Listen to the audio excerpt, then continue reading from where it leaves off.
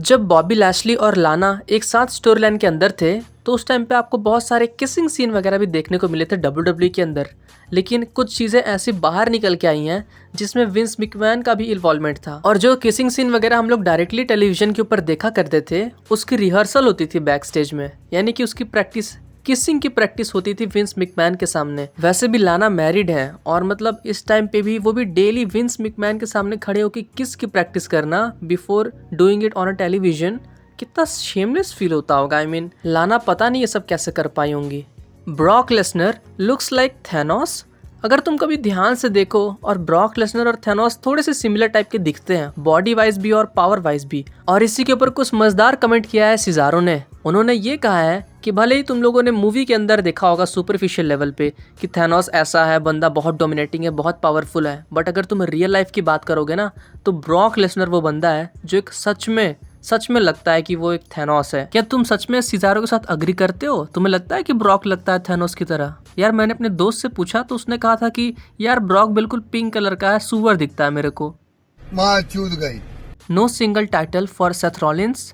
Can you really believe it? 2 साल बीत चुके हैं और सेथ रॉलिंस जैसा बंदा अभी तक कोई भी टाइटल जीता ही नहीं है। 2 साल से एक भी टाइटल नहीं जीता। जो लास्ट टाइटल उनके कंधे पे था वो सिर्फ टैग टीम का टाइटल था और 2 साल से उनको एक भी टाइटल नहीं मिला है।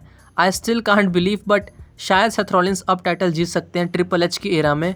लेकिन यार विंस मैकमैन ने काफ़ी ज़्यादा ही बुरा कर दिया, क्योंकि इनके हील कैरेक्टर में भी जो बात है ना भाई, जिस तरीके से बंदा हंस के आता है, जो एक्टिंग है वो अलग ही लेवल का है।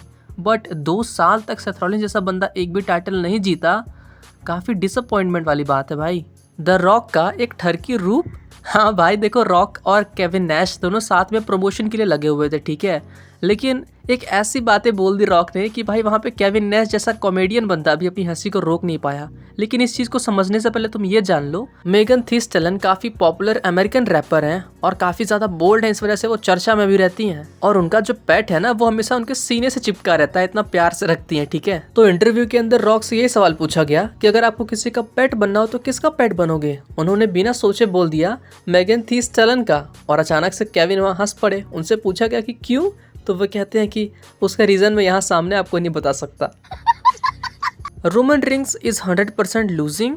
यूएसए नेटवर्क ने ये आइडिया पिच करते हुए WWE को बोला है कि देखो यार, काफ़ी टाइम से ये बंदा अनडिस्प्यूटेड चैंपियन है, लेकिन अब तो ये पार्ट टाइमर भी बन चुका है, जिसकी वजह से स्मैकडाउन पे तो कभी कभार आ जाता है रोमन रिंग्स, लेकिन रॉ के ऊपर ज़्यादा अपीयर नहीं होता। और रॉ के ऊपर कोई भी एक WWE चैंपियनशिप का बेल्ट भी नहीं है, इसलिए हम चाहते हैं कि आप रॉ को उसका एक चैंपियन कम से कम दो।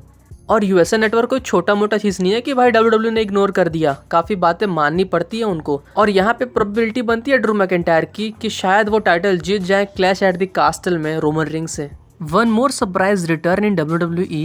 जब से ट्रिपल एच आए उन्होंने सरप्राइज पे सरप्राइज रिटर्न दिए हैं, ठीक है। और जैसे कि आपने देखा स्मैकडाउन के अंदर कैरिन क्रॉस अचानक से वापस आ गए।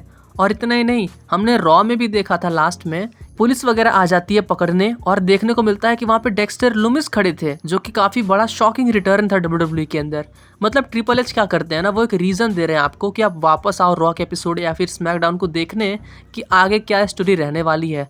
और जो सरप्राइज रिटर्न की मैं बात कर रहा हूँ वो और कोई नहीं, जॉनी गार्गैनो है। जी हाँ गाइस, WWE के अकॉर्डिंग नेक्स्ट पॉसिबल रिटर्न जिसका होने वाला है वो कोई और नहीं, अपना जॉनी गार्गैनो बंदा ही है। और हाँ, दिल पकड़ के रखना, कहीं जॉन मॉक्सली, ब्रे वाइट और ब्रॉन स्ट्रोमन का नंबर नेक्स्ट ना हो जाए। क्या बात है सर, क्या बात है सर, क्या बात, ये बात है।